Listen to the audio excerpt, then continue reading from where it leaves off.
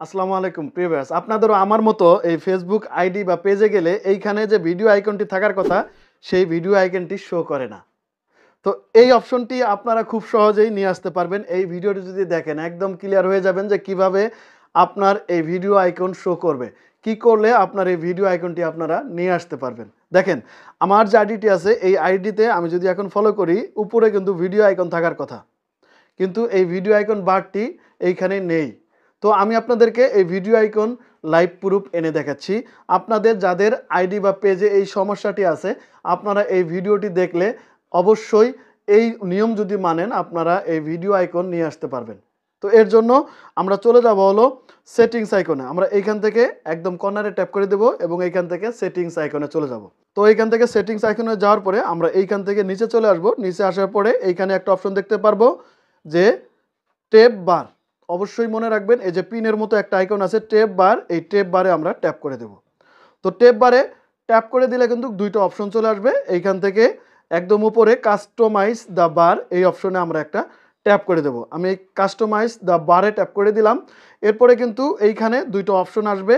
দুইটা অপশনের মধ্যে এইখানে একটা অপশন থাকবে অ্যাভেলেবল শর্টকাট। আপনার যে আইকনটি আছে এই আইকনগুলো কিন্তু শর্টকাট সিস্টেমের মাধ্যমে হয়ে থাকে। তো শর্টকাটে কি আছে আমার এইখানে প্রোফাইল আছে, এখানে ফ্রেন্ড রিকোয়েস্ট আছে, গ্রুপ আছে, মার্কেট প্লেস আছে, গেমিং আছে, প্রফেশনাল ড্যাশবোর্ড আছে, ফিট আছে।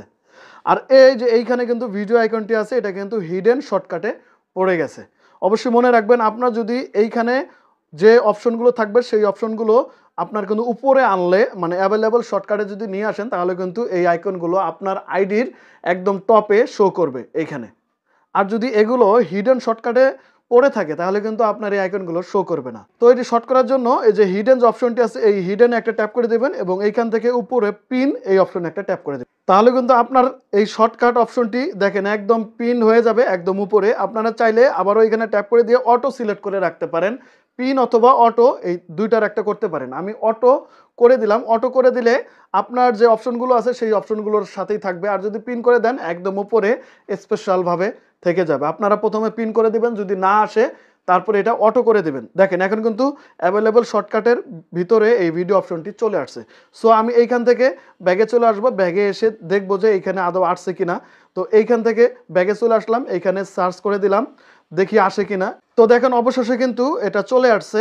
একদম দেখেন কর্নারে ভিডিও আইকন আমার প্রোফাইল, আগে যে প্রোফাইলে কাজ করেছিলাম সেই প্রোফাইলটাই কিন্তু। আবার আপনারা অনেকেই বলবেন যে প্রোফাইল চেঞ্জ হয়ে গেলে কিনা, কারণ এইটা আনতে গিয়ে আমার সমস্ত কিছু এখান থেকে রিফ্রেশ করে নিতে হবে।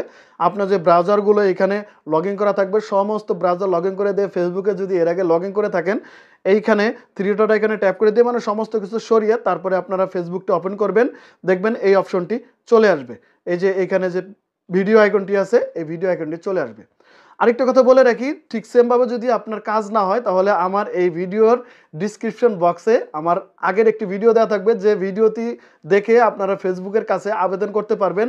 আমি স্ক্রিনেও দিয়ে দিচ্ছি সেম ভিডিওটি, আপনারা দেখবেন, দেখলে সেইখানে ফেসবুকের কাছে কিভাবে আবেদন করবেন এই ভিডিও আইকন পাওয়ার জন্য সমস্ত প্রসেস ওই ভিডিওতে দেওয়া আছে। লিঙ্ক সহ ভিডিওটি ডিসক্রিপশন বক্সে দিয়ে দেব, সেখান থেকে আপনারা দেখে আসতে পারবেন। তারপরে যদি আপনারা না পারেন, কোনো ধরনের কোনো হেল্প লাগে, অবশ্যই আমাকে নক করতে পারেন। তো আমার এই চ্যানেলের অ্যাবাউট সেকশনে গেলে আমার হোয়াটসঅ্যাপ নাম্বার পেয়ে যাবেন, সেখান থেকে আমাকে নক দিতে পারেন। তো আজ পর্যন্তই, দেখাবেন নতুন কোনো ভিডিও নিয়ে। ততক্ষণ ভালো থাকবেন, সুস্থ থাকবেন। আল্লাহ হাফেজ।